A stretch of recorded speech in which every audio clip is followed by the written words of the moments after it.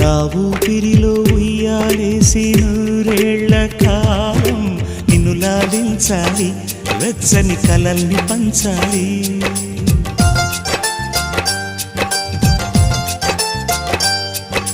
నీ స్నేహంలో స్నానం చేసి నా కన్ని దేహం తరించిపోవాలి, తీయని స్వరాలు పాడాలి.